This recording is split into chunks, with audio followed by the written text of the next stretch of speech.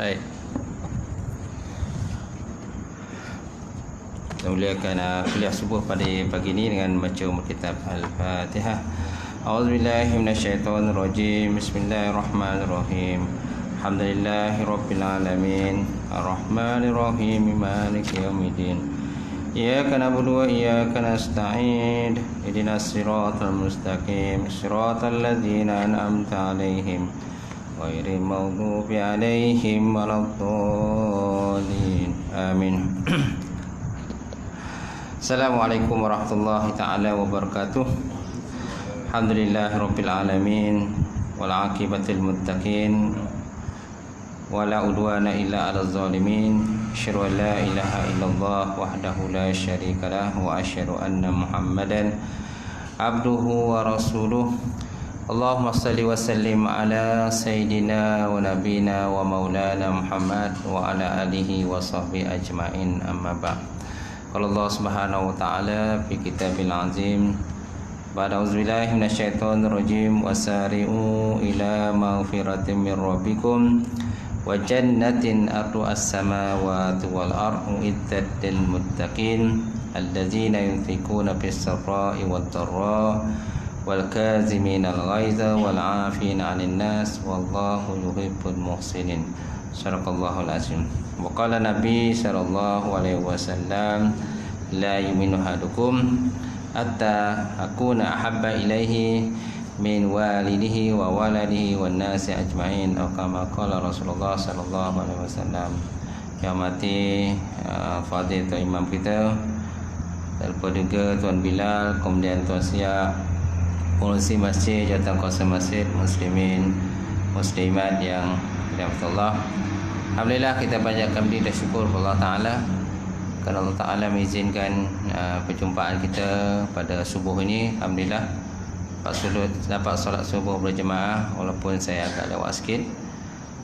Baik, jadi pada pagi ini kita sambung ulasan kata-kata hikmah Syekh Ibn Athaillah As-Sakandari, dan kita masih lagi dalam pasal yang ke-8 9 mengenal Allah Ta'ala dan memahaminya.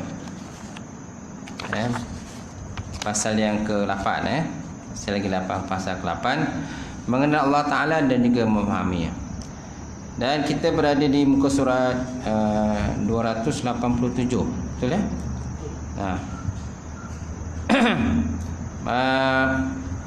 Kata-kata hikmah, nikmatani ma kharaja mawjudun anhuma. Betul ya? Betul tak? Betul ya? Baik. Bagi kita lihat kata-kata hikmah yang berbunyi, nikmatani ma kharaja mawjudun anhuma wala budda likulli mukawwanin minhuma. Nikmatul ijad wa nikmatul imdad. Nikmatul ijad wa nikmatul imdad. An'ama 'alaika awwalan bil ijad wasaniyan bitawali al-imdad. Wasaniyan bitawali al-imdad. Maksudnya ada dua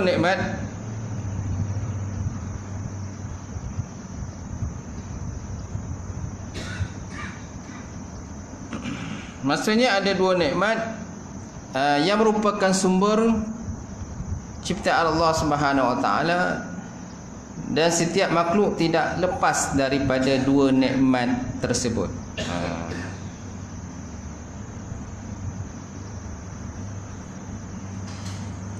Baik. Ada dua nikmat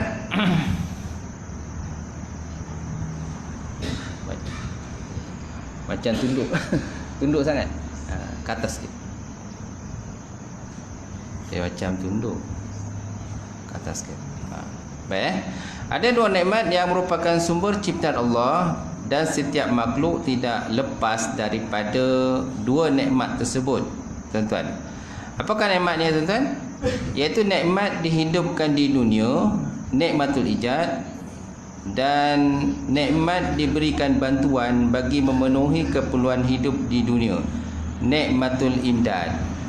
Nikmatul imdad. So ada dua nikmat lah Allah Ta'ala beri kepada kita, kan? Di samping nikmat ialah banyak sebenarnya nikmat ni, tak terkira kita kalau nak kira kan, sesuai dengan Allah Ta'ala sebut dalam Quran, wa in ta'uddu ni'matullah la tuhsuha. Kalau kita hitung nikmat Allah Ta'ala ni, memang kita tak boleh nak hitung, terlampau banyak sangat.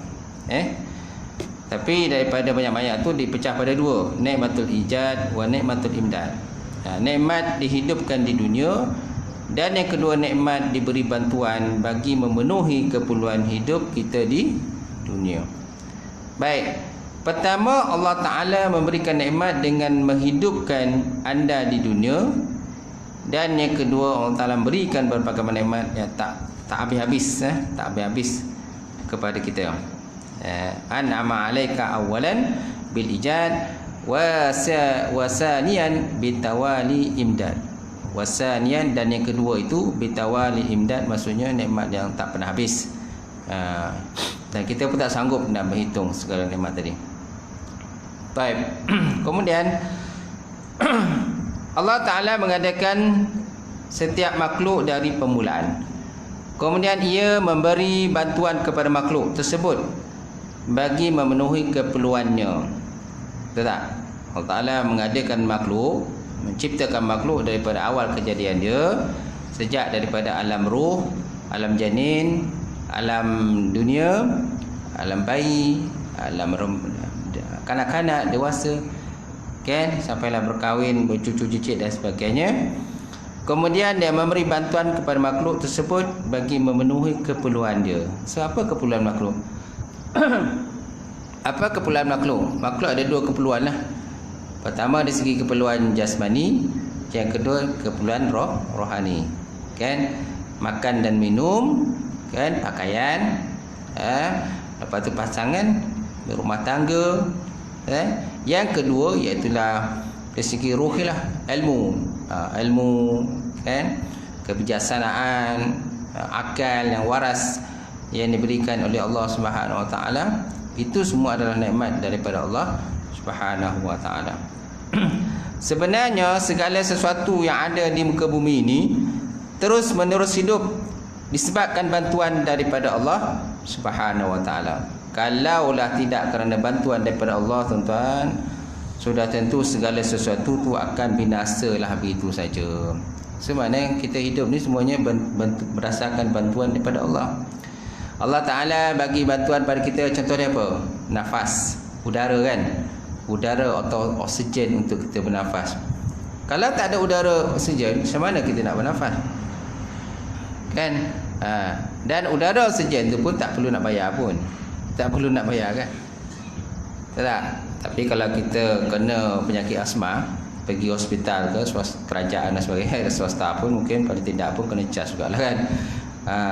Itu udara oksigen yang dicipta oleh manusia. Tapi kalau udara dan oksigen yang dicipta oleh Allah Ta'ala sendiri, tak perlu kita bayar apa-apa pun. Betul tak? Itu juga dengan air. Air semula jadi asalnya pun tak ada cas apa-apa, tak perlu kita nak bayar apa-apa kan. Tapi bila telah pun diproses oleh manusia, kerana asalnya air yang kita dapat ni pun diproses yang menggunakan dengan teknologi. Lepas tu perlukan pada kos lah, kos dia untuk proses tadi, dirawatan air supaya kita mendapat air yang baik, jangan air yang tercemar dan sebagainya. Kalau tidak diproses air, sudah tentu kita akan mendapat air yang tercemar. Sebabnya bila kita menggunakan air, maka kita dikenakan cas, pihak pemerintah lah. Tapi asal-asal air itu pun asalnya daripada sumber daripada Allah Subhanahu Wa Taala saja. Dan kita dulu pun tuan-tuan, kalau kita gunakan air tak ada cas apa-apa pun. Berapa banyak kita tuan-tuan nak mandilah sungai tu, mandilah. Berapa banyak air yang tuan-tuan nak cedok pada sungai, cedoklah dululah. Tapi sekarang ni kita tak mampu nak buat macam tu kan. Tak mampu. Apa boleh kalau kita duduk di bandar. Kita duduk di bandar, kita sudah tentu kita menggunakan air yang disalurkan melalui paip. Kita tak mampu pun nak pergi kat sungai, nak pergi ambil air. Tak ada masa kita nak jemput air. Kalau dulu contohnya rumah kita tepi sungai, mak ayah kita rumah tepi sungai. Lepas tu kita pun ada perigi. Kalau di kampung ada perigi kan, jadi pergi tak perlu nak cas apa-apa. Baik. Kemudian perasaan manusia tentang perkara ini dinamakan sebagai al-fana fi af'al. Fana ataupun binasa fi af'al, pada segala perbuatan Allah Subhanahu wa taala. Kalau di sini dia kata tenggelam di dalam melihat keagungan perbuatan Allah Subhanahu wa taala. Segala perkara keluar daripada Allah. Walau bagaimanapun tuan-tuan, ini tidak bermakna dia keluar di masa lalu sahaja dan Allah Ta'ala tidak ada hubungan dengannya. Bahkan ia keluar daripada Allah Ta'ala di peringkat permulaannya, dan proses tersebut berterusan. Semuanya di atas bantuan Allah daripada Allah Ta'ala. Semua bantuan daripada Allah Ta'ala. Kan? Segala nikmat yang kita dapat tadi, kan? Tidak pernah habis sepanjang daripada dulu sampai sekarang. Umat-umat dahulu pun semua mendapat nikmat Allah Ta'ala juga. Bila umat dahulu dah meninggal dunia, diganti dengan generasi yang baru. Generasi yang baru akhirnya mati, diganti dengan generasi yang lain. Kan? Generasi yang lain tu mati, meninggal dunia, diganti dengan generasi yang baru lagi. Kita ni pun tak tahu dah generasi ke berapa. Dah berapa kali, berpuluh-puluh ribu generasi lah. Sampailah kita zaman sekarang. Lepas kita mati, besok kalau kita mati, anak kita pula masuk generasi yang baru pula. Okay? Generasi Y lah, generasi apa lagi, XY lah, XSY, triple X lah, macam-macam. Tak tahulah apa generasi akan datang tu kan. Gitu. Baik. Sebagai salah satu daripada kesan tersebut tuan-tuan, manusia merasai dirinya bergantung kepada Allah. Semaknanya kita sentiasa bergantung pada Allah. Kan, kaki kita nak melangkah semua bergantung pada Allah. Kalau tidak ada Allah Ta'ala bagi kekuatan pada kita untuk melangkah, kita pun tak mampu nak angkat kaki, itu tak. Tangan kita pun, kalaupun makan dah dihidang pada depan mata kita, kalau Allah Ta'ala tidak bagi kekuatan pada tangan kita untuk mengangkat makanan, kita pun tak mampu mengangkat makanan. Untuk kita mensuap dan masukkan dalam mulut kita. Semua ada atas bantuan daripada Allah Ta'ala. Sebabnya kita jangan sombong lah. Jangan kita sombong, jangan ego hidup dalam muka bumi ini. Baik, seterusnya tuan-tuan, di sini Syekh Ibn Athaillah menyatakan dalam kata-kata hikmahnya, faqatuka laka zatiyatun wa urudul asbab muzakkaratin laka bima khafi alaika minha wal faqatul zatiyah la tarfaquha al awarid. La tarfaquha al awarid. Maksudnya apa tuan-tuan? Rasa harap anda merupakan sifat zatiyah. Apa maksud sifat zatiyah? Tidak boleh hilang selagi anda masih ada bagi anda. Rasa harap anda, mana pengharapan kita kepada Allah Ta'ala ini, dia merupakan satu sifat zatiyah, satu sifat zat yang mana dia tidak boleh hilang selagi anda ada pada diri anda. Selagi mana dia ada, selagi itulah kita ada. Dia tak bercerai tanggal lah, tak bercerai tanggal pada kita. Sifat mengharapkan kita bantuan dan ihsan daripada Allah Subhanahu Wa Taala. Dan datangnya berbagai-bagai sebab merupakan peringatan terhadap harapan anda yang tersembunyi ataupun samar. Rasa harap yang zatiyah ini tidak dapat dihilangkan oleh sesuatu yang datang kemudian.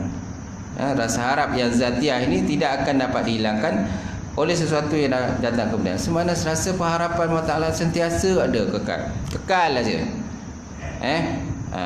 Tanpa ada belah ihsan Allah Ta'ala, manusia akan masih akan mati, masih akan kebuluran, manusia akan ketandusan dalam kehidupan kita. Jadi pengharapan itu ada dua lah. Satu pengharapan daripada segi makanan-makanan jasmani kita, anggota tubuh badan. Di samping itu kita juga mohon hidayah petunjuk daripada Allah Ta'ala.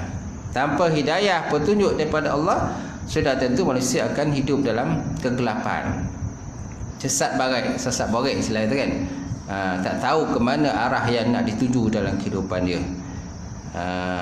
Dia tak tahu. Kenapa? Kerana hidup dia tidak ada rasa bertuhan. Kalau bertuhan pun tuan, bertuhan pada selain daripada Allah Subhanahu Wa Taala.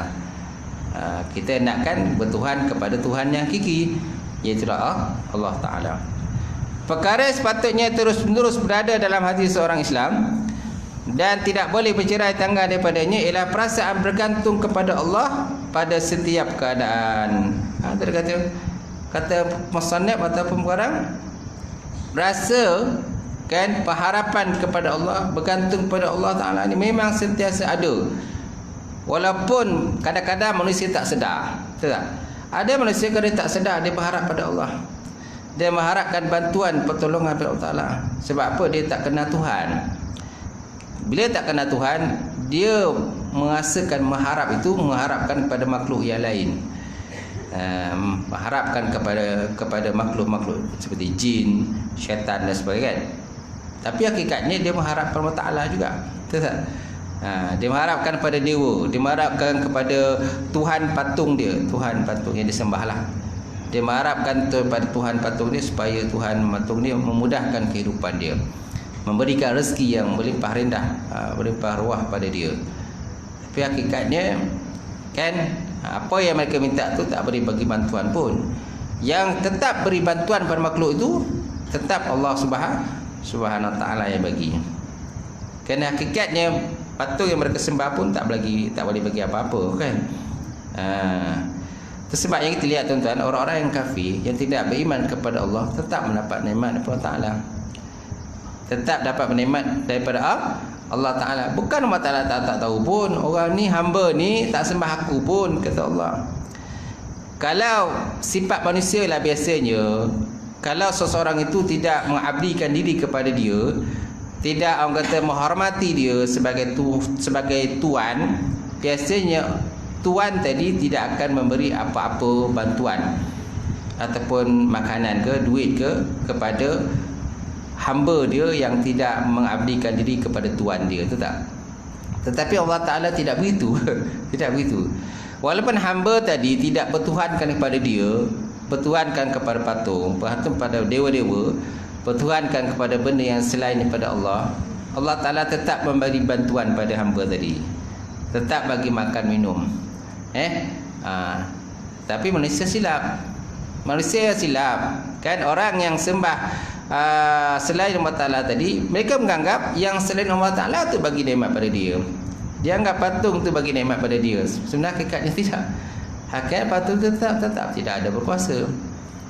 Yang beri nikmat tetap Allah Subhanahu Wa Ta'ala. Itu sebabnya mata hati itu perlu celik. Mata hati kalau tak celik kan, maka dia tak nampak benda yang benar. Dia nampak benda zahir je. Baik, Allah Ta'ala firman dalam Quran, dia kata, Ya ayuhan nas antumul fuqara'u ilallah wallahu huwal ghaniyul hamid. Ya ayuhan nas, wahai manusia, antum fuqara, kamu tu orang-orang yang fakir, ilallah, kepada Allah Subhanahu Wa Ta'ala, wallahu huwa, Allah Ta'ala dan dianya Allah Ta'ala tu al-ghaniyul hamid. Allah Ta'ala yang bersifat kaya, al-hamid, lagi maha terpuji, maha mulia. Jadi Allah Ta'ala declare dalam Quran, dia kata, aku ni kaya, kamu ni fakir. Hakikatnya kamu berhajat kepada aku. So kenapa bila dalam berhajat, kamu berhajat meminta kepada selain daripada aku, kata Allah. Mintalah kepada aku. Kerana apa? Kerana gedung kekayaanku, kata Allah, tidak pernah habis. Gedung kekayaanku kan, khazanah kekayaanku terlampau banyak, kata Allah, tak pernah habis pun. Mintalah kamu apa yang kamu mintalah. Nasihat aku akan beri, tapi dengan syarat kamu minta. Kalau kamu tak minta, macam mana aku nak bagi, kata Allah Ta'ala. Baik, selagi mana keberterusan wujud seorang Islam itu bergantung kepada bantuan daripada Allah, sewajarnya sentiasa ada pada dirinya rasa bergantung kepada Allah. Dan tanda bergantung kepada Allah ialah dengan berdoa. Okey, pakcik, jadi macam mana cara kita bergantung kepada Allah? Apa tanda kita bergantung kepada Allah? Ialah dengan berdoa kepada Allah Ud'uuni astajib lakum. Kan biasa kita baca ud'uuni astajib lakum. Kata Allah, berdoalah kamu kepadaku, nasihat aku perkenankan. Dan Nabi juga pernah berkata, ad-du'a mukhul ibadah. Doa itu merupakan otak kepada ibadat. Jadi maknanya ibadat pun tuan-tuan diumpamakan seperti makhluk, seperti manusia. Ada otak. Kan? Ibadah diumpamakan seperti makhluk ataupun manusia. Kerana makhluk ini mesti ada otak. Mesti ada badan, mesti kaki dan sebagainya. Baru disebutkan sebagai makhluk. Kalau tak ada badan, tak ada kaki, tidak ada kepala, tidak ada otak, maka kita bukan namakan sebagai makhluk. Jadi doa diibaratkan seperti kan otak kepada ibadah. Kalau ibadah tanpa otak, jasad tanpa otak, jadi tak lengkaplah. Jasad tadi. Okey. Baik, seterusnya, dan memohon pertolongan daripada Allah pada setiap keadaan. Allah Azza wa Jalla Maha Kaya, sedangkan orang Islam zatnya adalah miskin. Kata Allah, Allah Ta'ala Maha Kaya zatnya, sedangkan orang Islam zatnya asalnya adalah miskin. Zat kita ni asalnya miskin. Maknanya kita berhajat sentiasa kepada Allah Ta'ala setiap ketika dan masa. Kan, kita nak bergerak dalam muka bumi, nak berjalan, nak melangkah kaki, nak angkat tangan, kan, nak berfikir, semua di atas bantuan daripada Allah Ta'ala. Tanpa bantuan Allah Ta'ala, kita pun tak boleh nak fikir. Sebabnya kita jangan ego lah dalam muka bumi ini. Sekali saja Allah Ta'ala tarik satu urat saja, contoh Allah Ta'ala tarik satu urat dalam kepala otak kita ni, kan, maka kita pun dah banyak syok lah. Banyak syok dah, banyak benda hilang. Ingatan kita pun dah kurang. Bila apa? Bila satu urat ditarik Allah Ta'ala, satu urat diputuskan Allah Ta'ala. Kan? Tu kayanya Allah, sayang Allah Ta'ala bagi manusia ni, bagi urat yang sempurna, sehingga kita boleh berfikir dengan banyak benda. Kita boleh fikir, kita boleh berhujah, kita boleh bagi pandangan dan pendapat kepada orang dalam mesyuarat, kan, banyak benda dah boleh kita fikir. Itu semua nikmat daripada Allah. Baik, alam sebab musabab. Alam sebab musabab mana alam yang perlu kepada ikhtiar, kan, memperingatkan orang Islam kepada kefakiran dan kemiskinan akan dirinya. Alam sebab musabab mana alam dunia lah.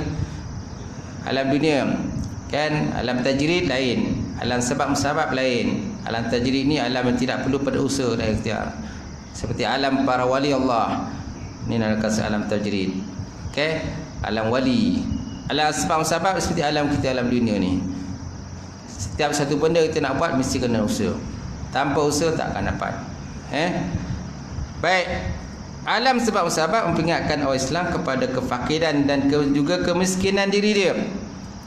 Apabila Allah Ta'ala menahan sesuatu daripada orang Islam, penahanan itu sebenarnya bertindak sebagai satu peringatan pada dirinya adalah seseorang yang fakir dan Allah sahaja yang maha kaya.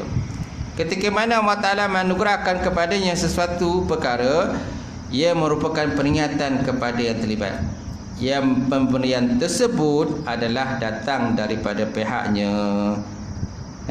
Semua pemberian itu datang daripada pihak Allah, zat yang maha berkuasa, yang satu zat yang tidak boleh ditundukkan oleh sesiapa saja. Kan, hatta di kalangan orang paling gagah dalam dunia pun tuan, tak mampu nak menundukkan akan zat Allah Subhanahu, kekuasaan Allah Ta'ala. Tak ada siapa pun mampu.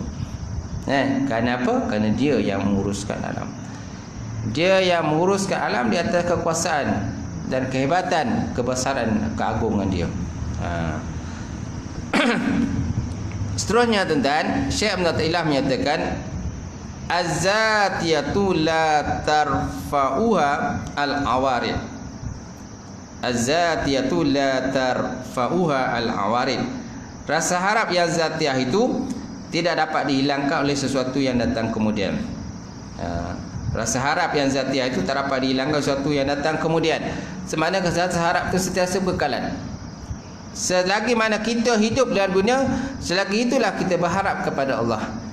Hatta nak mati pun tuan-tuan, kita masih lagi berharap kepada Allah. Hatta kita nak mati pun masih lagi kita mengharapkan petunjuk dan hidayah Allah Ta'ala supaya kita dapat mengucap 2 kalimah syahadat. Nak mati pun masih lagi mengharap pada Allah. Kita mengharapkan lidah kita masih lagi dapat menuturkan kalimah La ilaha illallah. Macam mana kalau Allah Ta'ala mengunci lidah kita waktu nak meninggal dunia? Kan? Allah Ta'ala kunci lidah kita, terkunci, tak boleh mengucapkan. Hakikatnya lidah pun Allah Ta'ala yang bagi kuasa tentang bergerakkan, tak? Hati kita pun betul juga. Baik, Syekh Ibn Athaillah menyatakan serunya, khairu awqatika waqtun tashhadu fi wujuda faqatika wa turaddu fihi ila wujudi zillatika mata awhashaka min khalqih fa'lam annahu yuridu ay yaftaha laka babal unsibih. Babal unsibih maksudnya sebaik-baik waktu anda adalah masa di mana anda dapat melihat adanya keperluan, dan pada ketika itu anda dikembalikan kepada adanya kehinaan anda. Pada ketika Allah Ta'ala membuat anda resah daripada makhluk, maka ketahuilah bahawa dia berkehendak membukakan pintu rasa jinak, maksudnya tenteram, bagi anda untuk menghadap kepadanya. Untuk menghadap kepadanya. Ini faham apa, susah sikit dia punya kata-kata ini, kata-kata imam ni. Baik, apa maksudnya tuan-tuan?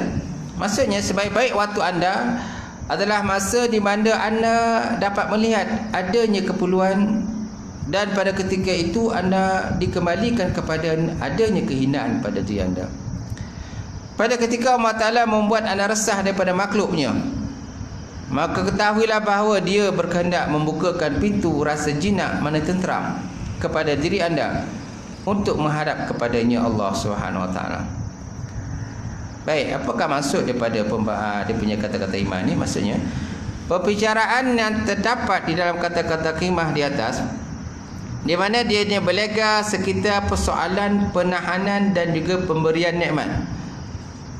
Okey, kata-kata yang nak bincang ni tuan, ini berlega di sekitar persoalan penahanan dan pemberian nikmat. Ada masa Allah Ta'ala menahan pemberian nikmat pada kita. Ada masa Allah Ta'ala memberi nikmat pada kita. Ada masa kita minta, kata berkali-kali minta tak dapat apa. Kan? Kita mohon macam-macam kepada Allah.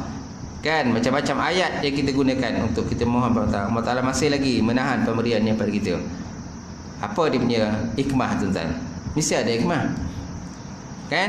Kadang-kadang kita minta sekali je dah dapat dah. Minta sekali Allah Ta'ala terus bagi. Kadang-kadang kita minta banyak kali, berpuluh kali, masih lagi Allah Ta'ala tak bagi. Kan? Mesti ada hikmah yang terdapat di situ. Yang mana saya kadang-kadang tak nampak. Dia tak nampak hikmah tu. Dia nak kalau sekali minta, kali doa situ dapat. Dia malas nak doa banyak kali.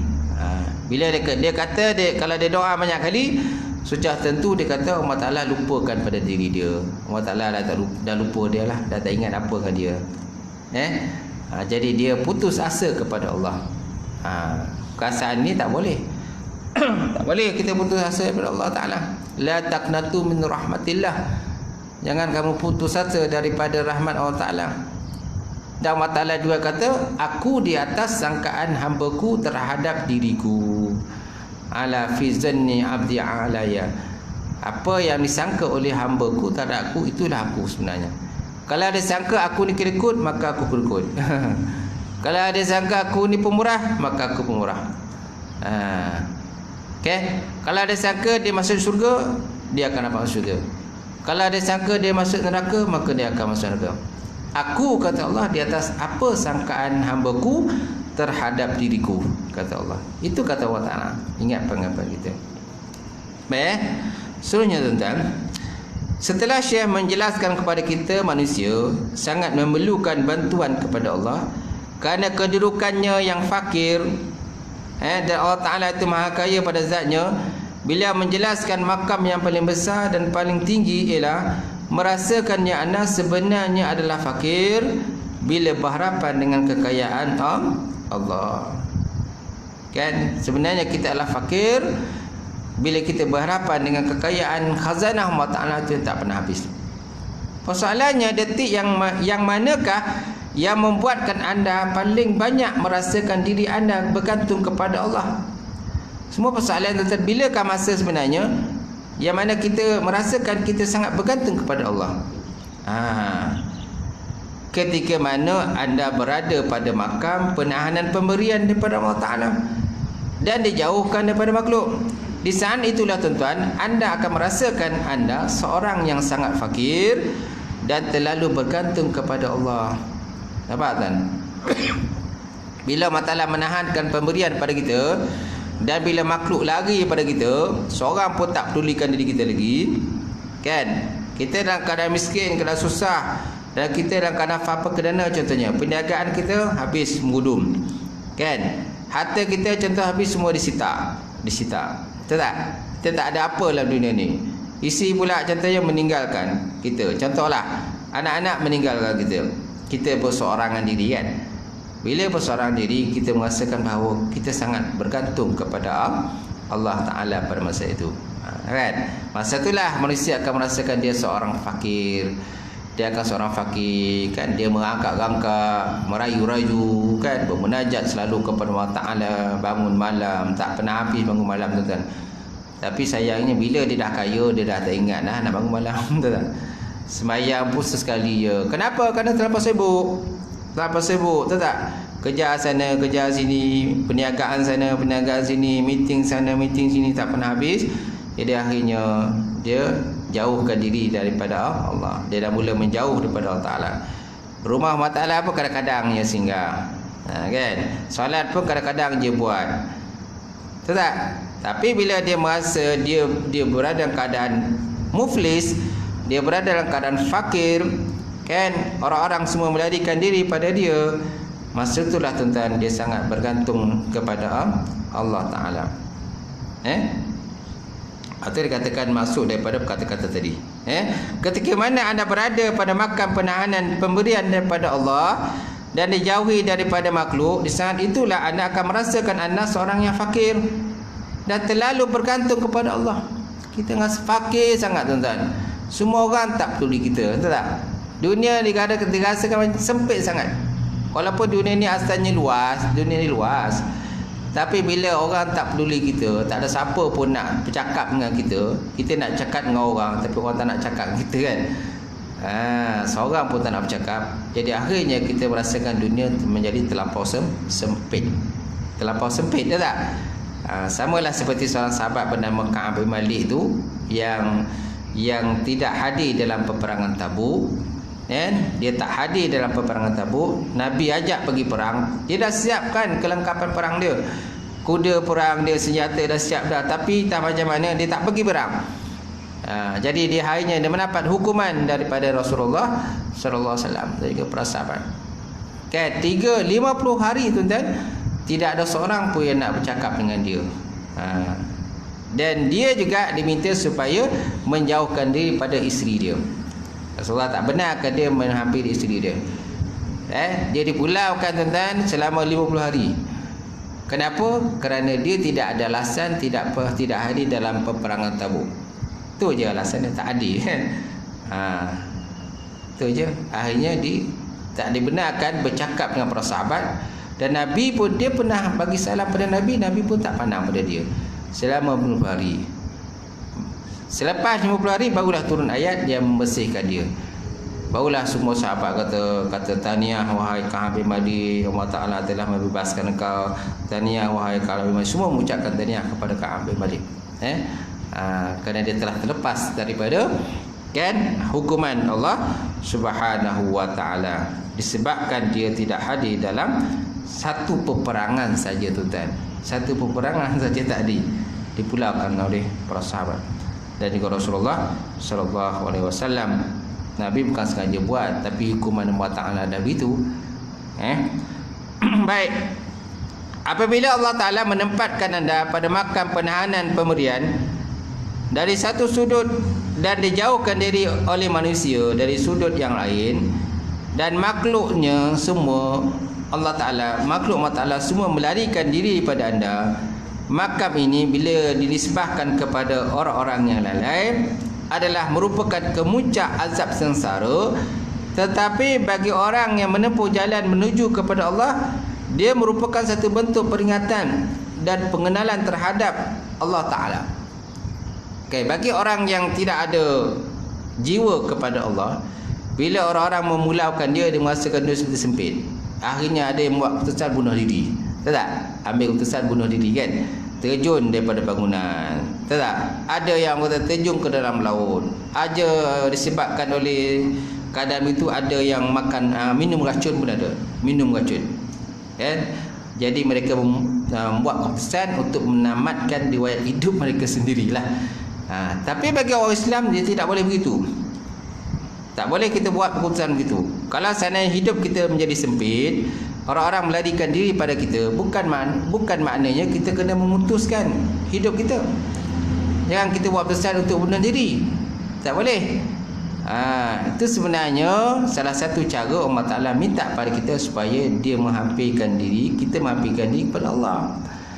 Allah Ta'ala nak kita supaya kita hampir diri pada dia, dekatkan diri kepada dia, kan, minta lagi kepada dia, supaya kita dapat declare, dapat berterus terang bahawa kita sebenarnya adalah orang yang fakir, yang selalu berhajat kepada Allah Ta'ala.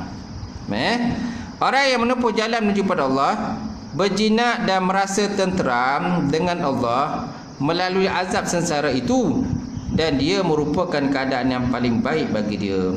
So maknanya kita melihat daripada sudut yang positif. Apa saja yang berlaku pada kita, kemiskinan, kemelatan hidup, sakit yang melarat, kan, menderita sakit, kematian anak, macam-macam lagi lah musibah yang ditimpakan pada kita. Bukan maknanya Allah Ta'ala benci pada kita, tidak. Allah Ta'ala nak bagi uji pada kita setahap mana keimanan pada kita, kan. Di samping itu Allah Ta'ala nak kita hampir pada dia. Allah Ta'ala nak kita ni hampir pada Allah. Minta bantuan pada aku, kata Allah. Baik. Syekh Natilah menyatakan lagi, khairu awqatika waqtun tasharu fi wujuda qafatika wa turaddu fihi ila wujudi zillatika mata awhashaka min khalqi fa'lam annahu yuridu ay yaftaha laka babal unsi bih. Maksudnya sebaik-baik waktu anda adalah masa di mana anda dapat melihat adanya keperluan, dan ketika itu anda dikembalikan kepada adanya kehinaan diri anda. Pada ketika Allah Ta'ala membuat anda resah daripada makhluknya, maka ketahuilah bahawa dia berkehendak membukakan pintu rasa jinak mana tenteram kepada anda untuk menghadapkan diri kita kepada Allah Ta'ala. So bukan daripada itu, tuan-tuan, pandangan orang arif billah, orang-orang arif terhadap Allah Ta'ala, terhadap sesuatu perkara itu adalah berbagai-bagai dan juga berbeza-beza. So maknanya adalah apa saja konteks kehidupan kita yang berlaku pada kita, tuan-tuan, kemiskinan, kekayaan, kemelaratan, kesenangan hidup, kan. Orang yang arif billah dia akan meninjau daripada berbagai-bagai sudut, bukan daripada satu sudut. Apa yang dia nampak, tuan-tuan, semuanya hikmah daripada Allah Ta'ala, dan dia tidak pernah bersangka buruk kepada Allah. Apa saja yang kita berlaku pada kita, jangan kita bersangka buruk kepada Allah. Orang yang fikiran yang singkat, dia akan anggap, kalau dia dapat rezeki yang banyak, dia kata Allah Ta'ala kasih pada dia. Kalau dia dapat rezeki yang sedikit, yang sempit, yang semput, maka dia kata Allah Ta'ala tidak menghiraukan dia.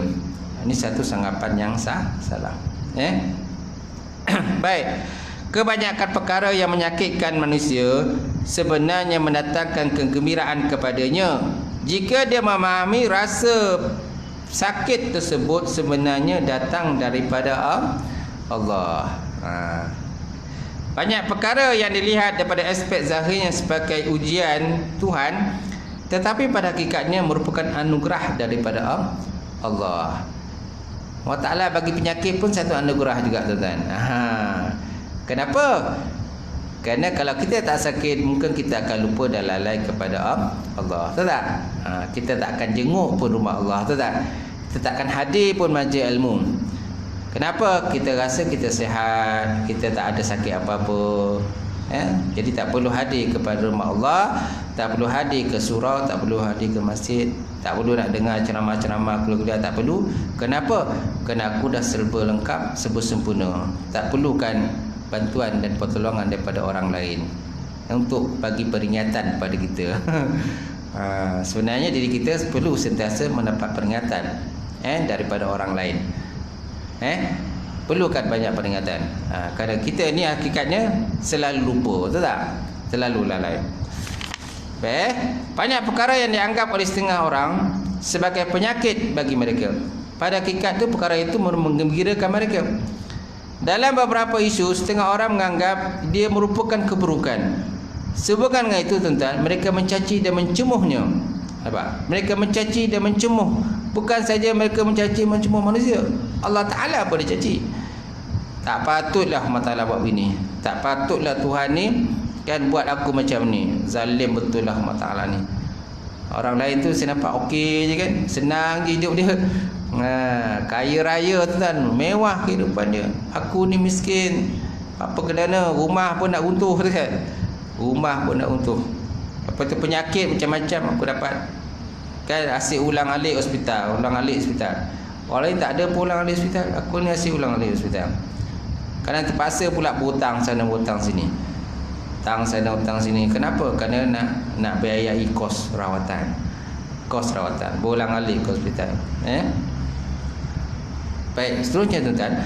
Tetapi orang berusaha berada hampir dengan Allah, melihat itu adalah satu kebaikan kepadanya. Kerana orang yang berada hampir dengan Allah tidak mempedulikan apa pandangan makhluk terhadapnya.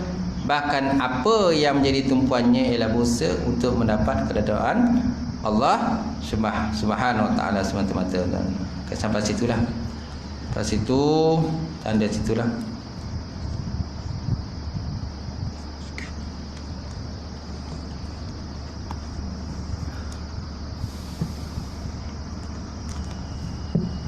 Okey, kita baca keluhan umat sikit. Sekejap je. Kelas kita ada sekali lagi ya? Habis dah?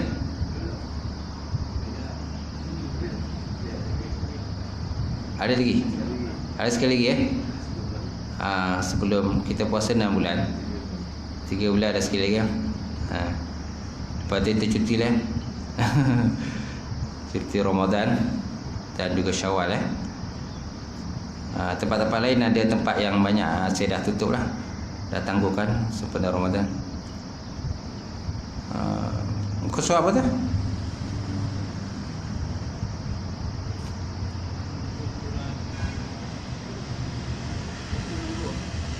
Satu enam dua. Okey. Menyapu muka selepas salam. Okey, tajuknya menyapu muka selepas salam ketika selepas solat. Apakah hukumnya tuan-tuan? Soalannya, apakah dalil menyapu muka selepas salam? Boleh tak kita sapu muka lepas salam ni? Jawapannya, hadis Nabi. Ibnu As-Sunni menyebutkan dalam kitab Al-Almal, Amal Al-Yawm wal Lailah. Amal Al-Yawm wal Lailah. Amal dalam satu hari dan satu malam. Bahawa Sayyidina Anas bin Malik pernah berkata, kana Rasulullah sallallahu alaihi wasallam iza qada salatahu masaha wajhatahu biyadihi al-yumna summa qala asyhadu an la ilaha illallah ar-rahmanir rahim Allahumma azhab anni al-hamma wal hazan. Allahumma azhab anni hamma wal hazan. Maksudnya tuan-tuan, adalah Nabi SAW apabila selesai daripada solat, baginda menyapu dahinya dengan tangan kanan. Nampak? Iza qada salatahu masaha jabhatahu biyadihi al-yumna. Nabi bila dah habis solat, Nabi menyapu mukanya, Nabi menyapu dahinya, bukan muka, dahi. dengan tangan kanan sambil mengucapkan asyhadu an la ilaha illallah ar-rahmanir rahim Allahumma azhab anni al-hamma wal hazan. Aku nak saksi bahawa tiada Tuhan yang sembah melainkan Allah. Allah Ta'ala sifat pemurah lagi penyayang. Ya Allah Tuanku, hilangkanlah daripadaku al-hamma wal hazan, kegundahan dan juga duka cita. Kegundahan dan juga duka cita itu yang dibaca oleh baginda Rasulullah SAW apabila Nabi habis solat, dengan Nabi menyapu dahi baginda Rasulullah dengan biyadil yumna, tangan kanan baginda Rasulullah SAW. Baik, kemudian pendapat ulama. Pendapat ulama dalam kitab Bughyatul Murtasyidin muka surat 49 dinyatakan bahawa rawa Ibnu Mansur annahu sallallahu alaihi wasallam kana iza qada salatahu masaha jabhatahu bikafihil yumna summa amarraha ala wajhihi hatta ya'tiya biha ala lihyatihi asy-syarifah wa qala bismillahillazi la ilaha illahu alimul ghaibi wasyahada ar-rahmanir rahim Allahumma azhab anni al-hamma wal hazan wal ghamma Allahumma bihamdika in saraftu wa bizambi i'taraftu a'udzubika min syarri ma iqtaraftu wa a'udzubika min juhdi bala'id dunya wa azabil akhirah. Ini dalam kitab Bughyatul Murtasyidin. Maksudnya tadi diriwayatkan daripada Ibnu Mansur annahu sallallahu alaihi wasallam, sungguh Nabi sallallahu alaihi wasallam iza qada salatahu, apabila Nabi telah selesai daripada sembahyang, masaha jabatahu, Nabi menyapu akan dahinya bikafihil yumna, dengan telapak tangan kanan yang belah kanan. Summa, kemudian Nabi amarraha, kemudian Nabi melalukannya ala wajhi, kepada mukanya, hatta ya'tiya biha, sehingga datang ia biha dengannya ala lihyati syarif, sehinggalah datang ataupun sampai kepada janggut baginda Nabi SAW yang mulia. Kan Nabi sapu dahi dulu, lepas tu muka, lepas tu sampai kepada lihyati asy-syarifah, janggut Nabi yang mulia. Kan waqala, dan Nabi pun berkata ataupun Nabi berdoa ketika dia sapu tadi.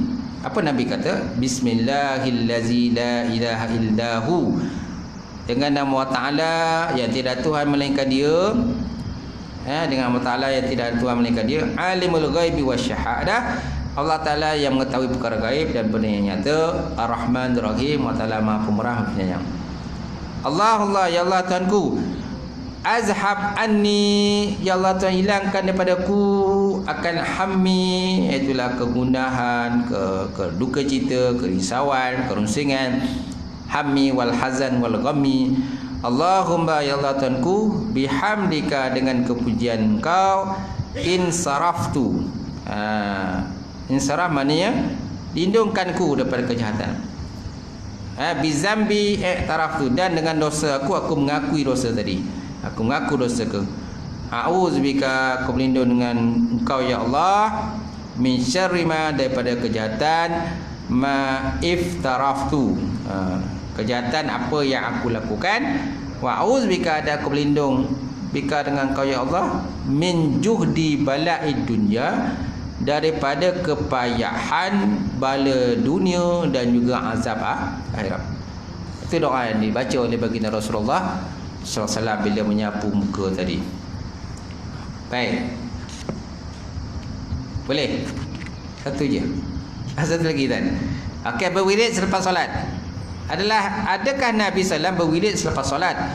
Kerana ada menyatakan Nabi tak pernah buat pun, dan hukumnya dia kata bid'ah dalalah, bid'ah sesat.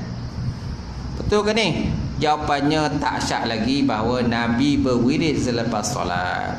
Nabi memang ada berwirid selepas solat, bukan tak ada. Kan? Dalilnya dalam hadis Nabi SAW riwayat daripada Imam Muslim, riwayatkan bahawa daripada Su'ban bila berkata apabila selesai daripada solat, maka Nabi membaca Astaghfirullahalazim sebanyak 3 kali. Kemudian Nabi membaca Allahumma antas salam wa minkas salam tabarakta ya zal jalali wal ikram. Itu antara baca benda yang dibaca oleh baginda Nabi SAW. Dalam hadis yang lain pula menyatakan daripada Abi Hurairah, qala Abu Zar, ya Rasulullah, zahaba ahlul dusur bi ujuri yusalluna kama nusalli wa yasumu kama nasumu wa lahum fudulul amwalin yatasaddaquna biha wa laysa lana malun natasaddaqu bih. Faqala Rasulullah ya Abu Zar, ala u'allimuka kalimatin tudriku bihinna man sabaqaka wala yalhaquka man khalfaka illa man akhadha bimisli amalika. Faqala bala ya Rasulullah.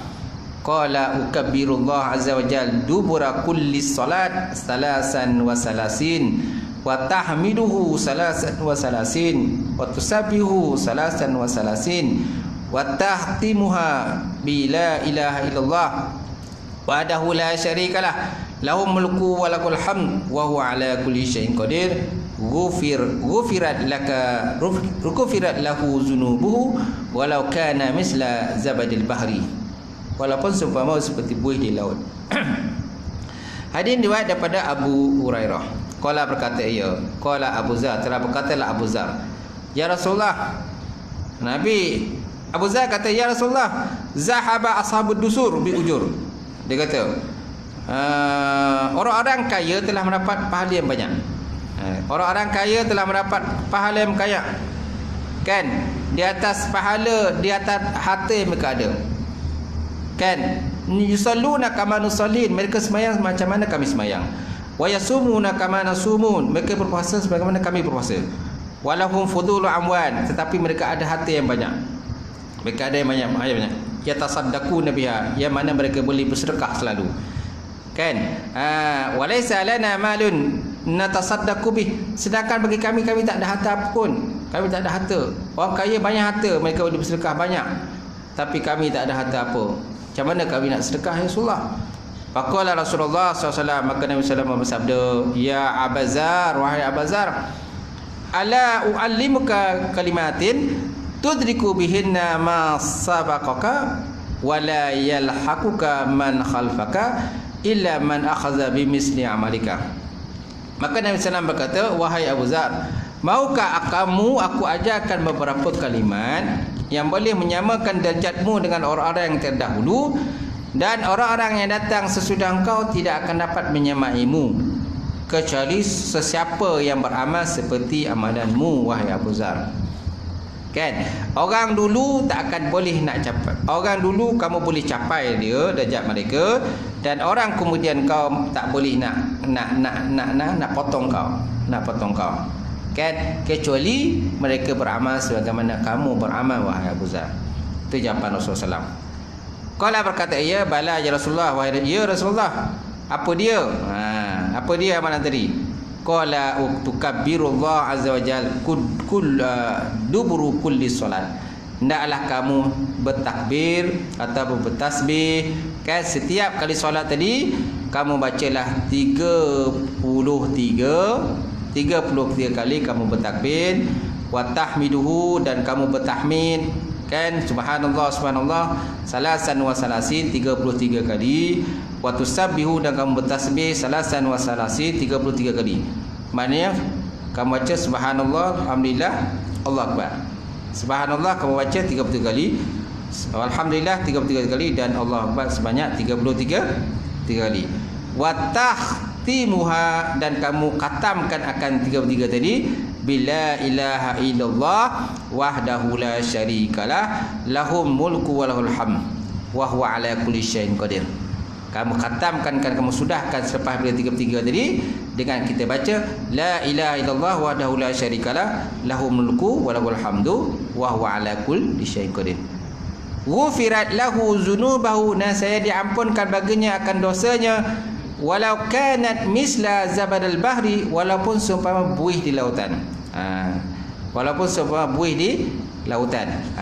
Tuan-tuan. Ini dia punya antara dalil lah. dalil yang mengatakan bahawa bolehnya kita melakukan wirid kan, bertasbih selepas kita habis mengerjakan solat. Maknanya bukanlah bid'ah dalalah, tak ada bid'ah dalalah pun. Sedangkan Nabi pun ada buat sebenarnya. Baik, faedah daripada ini, wirid yang selalu dibaca di negara kita ialah wirid al-Qushashiyah. Namanya wirid yang selalu kita baca ni namanya wirid al-Qushashiyah, yang disebut juga sebagai wirid al-Madaniyah, yang disusun oleh Syekh Ahmad Al-Qushashi berdasarkan ijtihad dan penyusunan beliau terhadap hadis Nabi SAW melalui zikir-zikir yang dibaca selepas daripada solat. Okay, itu wirid yang kita bacalah. Nanti kalau orang tanya, apa wirid kau baca ni lepas solat ni, daripada mana kau ambil? Inilah wirid al-Qushashiyah ataupun disebut wirid al-Madaniyah. Habis. Wallahu a'lam bis-shawab wa inna minhu.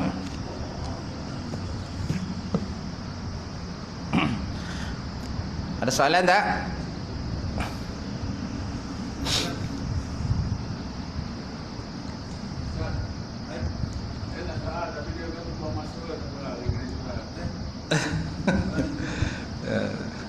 Macam tu. Saya tanya soalan lah.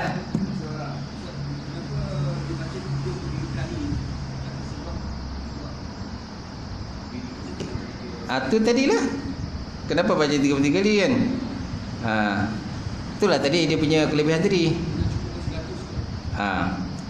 Digenapkan 100 lah. Ditutup dengan 100. Jadi tambah dengan la ilaha illallah tadi kan. Wahdahu la syarikalah lahul mulku wa lahul hamd wa huwa ala kulli syai'in qadir. Mana setiap benda tadi asalnya sebenarnya Allah Taala sebenarnya suka pada ganjil. Allah Taala kan witrun, ganjil. Dia suka pada benda ganjil. 3 kali sunat kita baca dengan ganjil. Lepas tu kita tutuplah dengan genap la ilaha illallah wahdahu la syarikalah. Kan, kerana setiap benda tu kalau tak ada penutup macam tak cantik tu tak. Setiap benda yang kita mula mesti ada penutup dia. Kita bercakap pun panjang-panjang penutup, mesti ada penutup. Doa pun mesti ada penutup dia. Panjang betul lah imam doa ni. Bila nak tutup ni? Tahu tak? Orang yang penting tu nak dengar penutup itu. Doa punyalah panjang kan. Kadang kita orang ada tidur yang imam kami yang berdoa. Tapi bila dah kata kan, bila imam sampai pada Rabbana atina, ada colik pun teh. Rabbana atina wa fil akhirah. Tadi dia tidur kan. Bila dah imam dah baca Rabbana atina tu, lalu colik muka mata jago dia. Kenapa? Nak tamat dah tu dia. Pandai imam nak landing dah. Tadi dia naik kan. Sampai landing tu sukalah. Sebenarnya banyak lagi lah kelebihan lain lah. Banyak lagi kelebihan lain. Tahu tak? Kerana setiap kita baca subhanallah tu tuan, sekali kita baca dia punya pahala tu antara langit dengan bumi. Antara langit dengan bumi kan. At-tuhur syatrul iman. Walhamdulillah tamla'ul mizan.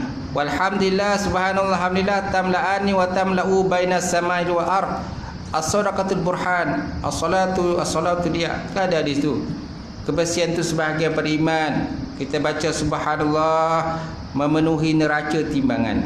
Kita baca subhanallah alhamdulillah kan memenuhi di antara langit dengan bumi pahala dia. Sekali baca. Kalau 3 kali tuan baca lagi banyak. Lagi banyak pahala kita dapat. Tahu tak? Sampai itu dia minta supaya kita bersabar, duduk dulu. Jangan nak kalau orang habis sembahyang tiba-tiba terus bangun macam jenis orang kelang kabut, tahu tak? Kelang kabut, ya, terkejar sana, terkejar sini. Kita duduk dulu, istighfar, kita berwirid dulu, zikir kepada Allah. Ala bizikrillah tatma'innul qulub. Bukankah dengan berzikir itu hati kita menjadi tenang, tahu tak? Jadi Allah Ta'ala nak minta kita tenang. Okey, dia suruh duduk dulu, zikir dulu kan, berwirid dulu. Tak adalah kita kelang kabut, kejar sana, terkejar sini. Banyaklah faedah-faedah lah hasil daripada kita berzikir, berwirid kepada Allah. Wallahu alam lah. Tadi kata tak ada soalan.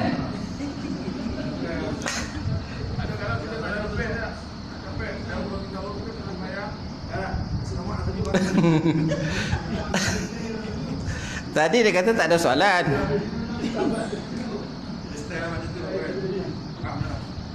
Okey, ada soalan tak? Tak ada pula. Okey. Gurau je macam mana? InsyaAllah.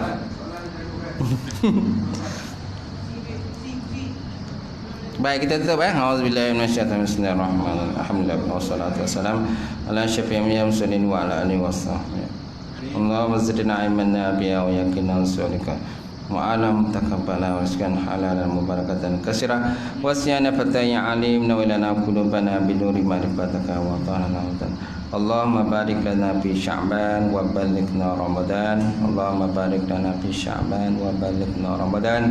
Allahumma barik lana fi Sya'ban wa ballighna Ramadan ya arhamar rahimin ya akramar akramin. Wa sallallahu ala sayyidina Muhammadin wa ala alihi washabihi ajmain. Subhana rabbika rabbil izzati amma yasifun wa salamun alal mursalin. Alhamdulillahi rabbil alamin. Taqabbalallahu minkum. Kum taqabbal ya karim.